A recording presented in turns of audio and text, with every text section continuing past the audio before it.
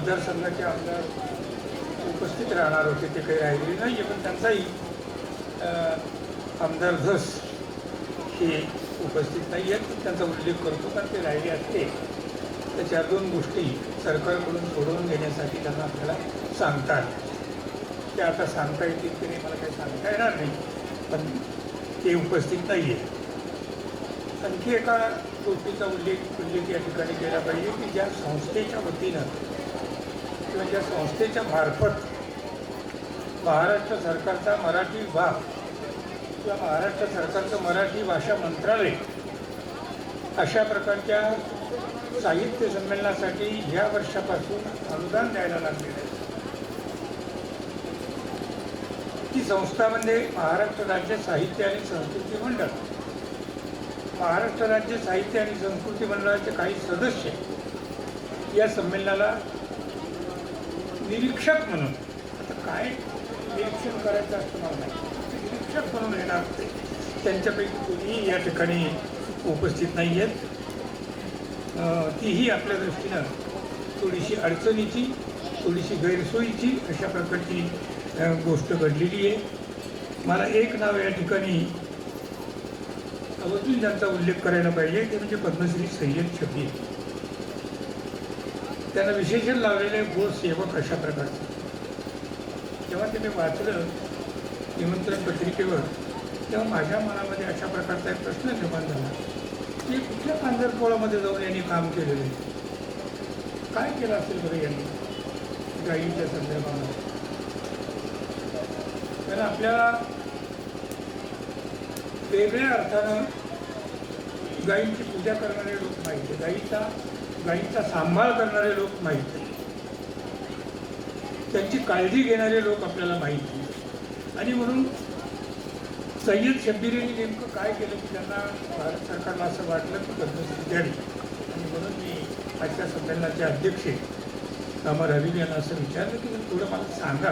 आणि मग त्यांनी माहिती दिल्यानंतर मला आनंद झाला. आणि म्हणून त्यांचा मी आदरपूर्वक या ठिकाणी उल्लेख करतो. या जिल्ह्यातील एक महत्त्वाचे लेखक भास्कर बडे,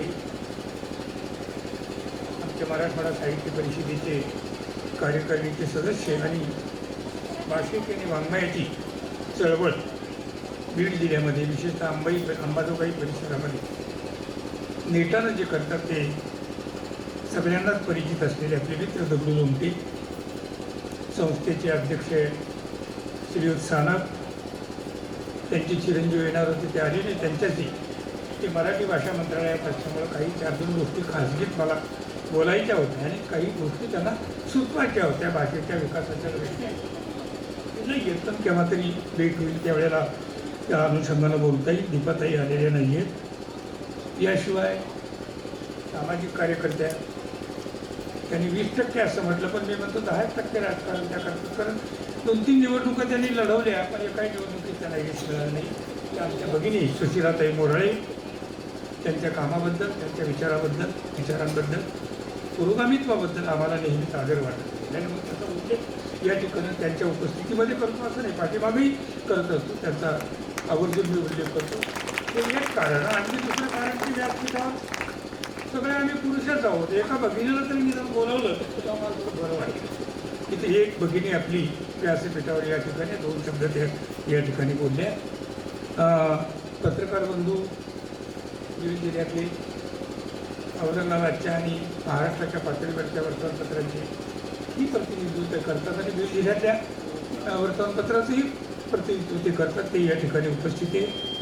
वक्ते, संमेलनामध्ये सहभागी होणारे कवी, कथाकार, अन्य साहित्यिक आणि त्यांचा उल्लेख या ठिकाणी केला ते सिद्धार्थ सोनवणे आणि आपण सर्वजण. मुख्य म्हणजे मी आता जे काय थोडंफार बोलणार आहे, मला बोलायची सवय नाही, काम करायची सवय. आणि म्हणून मी थोडा रास्तावलेलो आहे. मार्गदर्शन काय सांगायचं असेल तर थोडंफार बोलता येईल, पण मार्गदर्शन वगैरे काही करता येणार नाही. तर मी मुद्दाम या ठिकाणी सांगतो की माझ्यासमोर छत्रपती शिवाजी महाराज बसलेले, माझ्यासमोर संत तुकाराम महाराज बसलेले, महाराजांचे मावळे बसलेले, आणि म्हणून मी खोटं बोलतो. हे समोर असताना खोटं बोलण्याची माझी शिवाजींना वंदन करून माँसाहेब जिजाऊ साहेब आणि क्रांतिज्योती सावित्रीबाई फुले यांना वंदन करून त्यांचं स्मरण करून आम्ही व्यासपीठावर आलो. त्यामुळं एक शब्दही मी खोटं बोलणार नाही. यावर हे काय बोलणार आहे, माझ्या अनुभवातून मला जे काही झालं होतं ते थोडंसं परखडपणानं या ठिकाणी मांडण्याचा प्रयत्न करतो. संमेलनाचं उद्घाटन झालं असं म्हणण्यापूर्वी मला वर्षा भाबड या मुलीला शुभेच्छा आहे. तिला लिहावंसं वाटत नाही, ही फार मोठी गोष्ट आहे. मित्र, मराठवाडा इतर महाराष्ट्रापेक्षा जरी महाराष्ट्र संस्कृती, महाराष्ट्राची संस्कृती, महाराष्ट्रीय संस्कृती, मराठी संस्कृती मराठवाड्यात घडलेली असली, जन्माला आलेली असली, ही भाषा इथं जन्माला आलेली असली तरीसुद्धा आमच्याकडे राजकीय परिस्थितीमुळं शिक्षण उर्वरित महाराष्ट्रापेक्षा 100 वर्षांनी उशिरानं सुरू झालं. पुरुषांचं शिक्षण आणि स्त्रियांचं शिक्षण 125 वर्षांनी तिकडच्या स्त्रियांच्यापेक्षा उशिरा सुरू झालं. कारण आम्हाला कोणी महात्मा फुले मिळाला. आमच्याकडे इंग्रजांची सत्ता नव्हती. इंग्रजांची ज्या सत्तेनं दिलेल्या शिक्षणाला, ज्या सत्तेनं शिक्षणाचा पाया, आधुनिक शिक्षणाचा पाया घातला, ती सत्ता आमच्याकडे नव्हती. म्हणून ते शिक्षण आमच्याकडे फार उशिरा म्हणजे फारच उशिरा सुरू झाला. आणि त्यामुळं इथले पुरुषही तसेच राहिले आणि स्त्रिया तर फारच पाहिजे. 80मध्ये माझ्या दृष्टीने 1980 पासून आमच्या आई आप्पा बीड, औरंगाबाद, परभणी, नांदेड, एखाद दुसरा अंबाजोगाईचं घर, लातूर अशा ठिकाणी 10-5 श्रीमंताच्या किंवा ब्राह्मणांच्या घरातील मुली थोड्याफार शिकल्या नाही असं नाही, पण बाकीचा आमचा सगळा समाज, आमच्या समाजातल्या सगळ्या मुली, आमच्या समाजातल्या सगळ्या स्त्रिया त्या शिक्षणापासून, अक्षर ओळखीपासून लांबच खूप दूर. आणि म्हणून मी असं म्हणतो, कदाचित 80च्याही पुढे जायला पाहिजे, पण 80 साधारणपणे मी धरतो. 1980 पासून आमच्याकडे शिक्षण मुलींचं सुरू झालं. खेड्यातल्या मुलींचं शिक्षण हे जवळपास 1990 पासून किंवा 2000 पासून सुरू झालं. आणि आत्ता कुठं एक मुलगी, तिला असं वाटतं की आपण सुद्धा काहीतरी कागदावर उतरवलं पाहिजे, आपल्या मनामध्ये अमुक एक आलेलं आहे, काय त्याच्यात मला माहिती, वाचल्यानंतर कळेल. पण तिला जी उर्मी आली, ती उर्मी महत्त्वाची आहे. आणि म्हणून तिने लिहिलं. तिच्या लेखनाला, पुढच्या प्रवासाला, लेखनातल्या प्रवासाला मी शुभेच्छा देतो. मनापासून मी शुभेच्छा देतो. सिंधफणा ही ती संस्था जाधव आणि त्यांच्या मित्रांनी स्थापन केली. अशा लहानशा गावामध्ये, जे गाव तालुक्याचं नाही, आता झालं, आता नुकता 10-5 वर्षापूर्वी हा तालुका झाला असेल, कदाचित 15 वर्षात हा तालुका झाला. इथं कोणत्याही प्रकारच्या सोयी नव्हत्या. असं असताना सुद्धा एक सिंधफणा नावाची बहुउद्देशीय संस्था स्थापन करावी आणि त्या संस्थेच्या माध्यमातून काही उपक्रम जमतील तसे, आपल्या कुवतीनुसार, आपल्या वकुबानुसार, आपल्याला कळतील तसे, सुचतील तसे आपण करावे. त्यातूनच माणूस एकदम घडत नाही. तुमची अभिरुची सुद्धा घडायला वेळच लागतो. हळूहळू तुम्ही जर त्याच्याशी जोडले गेलात, ऐकत गेलात, वाचत गेलात, पाहत गेलात, तर तुम्हाला असं वाटतं की असं झालं पाहिजे, आपण याला उपस्थित राहिलं पाहिजे.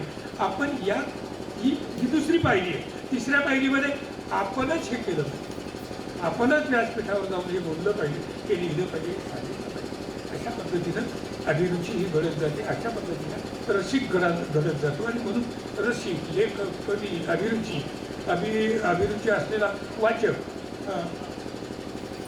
श्रोता हे अशा प्रकारच्या संस्थांच्या मधून घडत असतात. आणि म्हणून ही संस्था स्थापन झाली. 7वं संमेलन घेते ही माझ्या दृष्टीनं महत्त्वाची गोष्ट आहे. आणि म्हणून सिंधफणाचे सेवाभावी बहुउद्देशीय अशा प्रकारची जी संस्था आहे, त्या संस्थेचे सर्व पदाधिकारी तर आहेतच, पण जे कोणी सभासद असतील त्या सर्व सभासदांचं मी मनापासून कौतुक करतो. त्यांनी ही जी सिंधफणा नावाची स्मरणिका काढलेली, कशी आहे, काय आहे वगैरे हे तुम्ही ठरवा नंतर. त्याच्यावर आता काय बोलता येणार नाही, कारण मी वाचलेलं नाही, तुम्ही वाचलेलं नाही, कोणी. पण आपल्या हातामध्ये हा दस्तऐवज आहे. या दस्तऐवजामध्ये काय आहे, भलं असेल, बुरं असेल, चांगलं असेल, वाईट असेल, काही असेल, पण ते निदान आपल्याला बोलता येईल. ते चांगलं नाही, ते चांगलं आहे, ते बरं आहे, ते उत्तम आहे, हे बोलता येण्यासाठी सुद्धा तुमच्या हातामध्ये काहीतरी असलं पाहिजे. ते त्यांनी तुमच्या हातामध्ये दिलेलं आहे आणि मग ते तुमच्या हातात दिलं. त्यामुळं हे जे संपादक मंडळ आहे मी त्यांची सगळ्यांची नावं घेणार, पण सगळेच आले त्याच्यामध्ये. हे जे कार्यकारी संपादक असतील, अगदी त्या मदत करणारे संपादक असतील, संपादक मंडळ असेल, या सर्वांचं मी अभिनंदन करतो. आणि मला जे 2 शब्द सांगायचे त्याच्यापूर्वी या सारख्या साहित्य संमेलनाचं उद्घाटन झालं असं झालं. आता नंतर आपल्याला बाकीच्या गोष्टींच्याकडे वळता येणं शक्य आहे. आता या ठिकाणी भास्कर बडे आणि दादा दगडू दादा यांनी बीड जिल्ह्याचं कर्तृत्व आपल्यासमोर उलगडून दिलं. त्याच्यामुळे मला फारसा, ज्याला इंग्रजीत स्कोप म्हणतात तो त्याने ठेवले, ज्याला संधी म्हणतात ती संधी मला त्यांनी ठेवली. मला नेहमीच औरंगाबादच्या म्हणत असताना मला पैठण हे मी आपलं सांगितलं, पण आमचं जे काय घडलेलं आहे आमच्या संस्कृतीचं, आमच्या भाषेचं, ते पैठणला घडलं. सगळं पैठणला, तेच औरंगाबादचं. जे पैठणचं आहे तेच औरंगाबादचं, कारण औरंगाबाद जिल्ह्यात पैठण. जे देवगिरीचं आहे तेच औरंगाबादचं, कारण औरंगाबाद जिल्ह्यात देवगिरी म्हणजे तुलताबाद. हे सगळं जे घडलं ते तिथं घडलं. म्हणून औरंगाबादच्या नंतर मराठवाड्यात हे जर कुठं घडलं असेल ते फक्त बीडमध्ये. हे नंतरच्या लोकांचा याने तुम्हाला संदर्भ दिले, आजच्या लोकांचे संदर्भ त्यांनी दिले, पण जुन्या लोकांचे संदर्भ दिले नाही. मला कायम बीड जिल्ह्याबद्दल कायम कुतूहल वाटतं की कुठं हे लोक करत असतील. म्हणजे कोणत्याही प्रकारचा कुठल्याही मोठ्या शहराशी